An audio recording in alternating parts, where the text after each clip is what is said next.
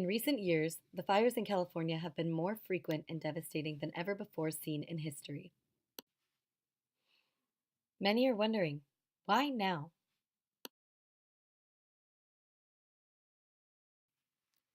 Is it a company to blame? Mismanagement? Climate change? There's not just one. Many factors have contributed to the current state of fires over the last 100 years. With information from several sources, primarily the U.S. Forest Service, the California Department of Fire and Forestry, and several scientific papers, this video addresses the burning question: why is California burning more now than ever before? Let's first discuss how fire starts. The key ingredients to fire are oxygen, heat, and fuel. When you add a source of ignition or energy, such as lightning, human activities, or electricity, a fire can be generated. In terms of heat, California saw the worst drought in history in 2012 to 2016. According to studies of tree rings by geophysical scientists, this was the hottest drought in 1,200 years. In a healthy forest, there is plenty of water flowing through the body and roots of the trees, making them stronger. In times of drought, when there is less water, the trees have less immunity and therefore are more susceptible to the attack of pests. In the last 6 years, California has seen the biggest outbreak of bark beetles in history, causing thousands of trees to die. In fact, the U.S. Forest Service and CAL FIRE determined that about 129 million trees had died on 8.9 million acres by December 2017. While healthy forests can protect themselves from fire, and drought forests are more susceptible, dead trees have no defense. So the heat in California led to more flammable fuel, but there's one more aspect of our fuel that made these fires so enormous: the sheer density of it. Not only are our forests dead, but they are extremely crowded, making it much easier for fires to burn. Forests today have trees that are denser, younger, and smaller than they were historically. According to the California Forest Association, 150 years ago, the Sierras had roughly 40 trees per acre compared to the hundreds of trees per acre today. In these comparison photos from Yosemite Valley, you can see there used to be more patchiness between trees, which kept fires from spreading.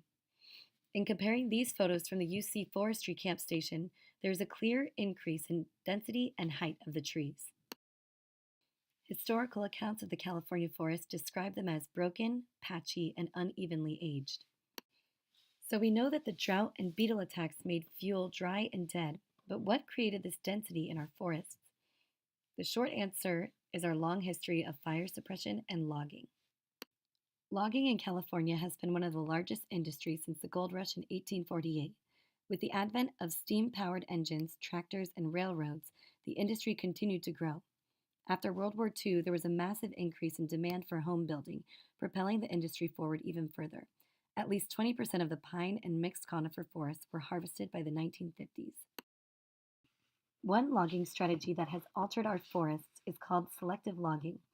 This is where timber companies cut down the largest trees to gain maximum yield. The effect is a vastly thinner forest. And thinner, denser trees are more susceptible to fire. However, in historical conditions, fire was much less dangerous. In fact, the forest ecosystem relied on fire. The reliance on fire begins with the buildup of dead material on the forest floor. During California's dry seasons, the debris decomposes much slower and accumulates over time. This makes it much harder for living plants to get water and nutrients from the soil.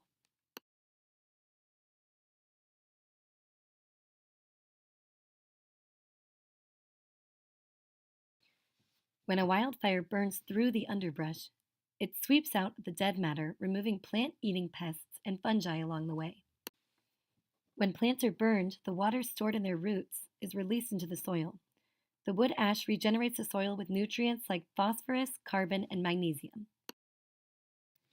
With more sunlight exposure and all the regenerated nutrients, the forest can thrive, providing more flowers and fruit for the creatures among. The people who lived in California for thousands of years understood this natural cycle of fire. In fact, they used it to their advantage to cultivate plants that they could use for food and supplies. Westerners did not have such an integrated view of fire because they thought it was threatening the timber yield. This led the U.S. to make the first Forest Service in 1905, which actively worked to prevent fire. 1910 brought the big blowout, a fire consuming 3 million acres and scaring the public. After that, fire suppression policies grew even stricter. In the 1940s, the Forest Service came up with an ad campaign to spread the word about fire prevention.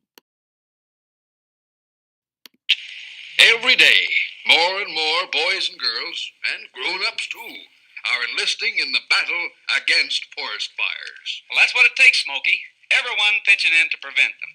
Every year, wildfires burn up millions of our trees, they damage our valuable watersheds, they destroy the food and homes of wildlife, and they desecrate the God-given beauty of our great outdoors. Over time, the suppression of fire caused the forest to become overly dense with trees that could not have otherwise continued to grow. When there was more fire ecology research done in the 1960s, California began prescribing fire to help the forest, but there was already years of forest alteration. Today, we are facing the largest fires California has ever seen due to decisions made hundreds of years ago. Looking forward for the safety of our homes and loved ones, it is time we consider the natural cycles of life and how our decisions now may have long-term effects in the future.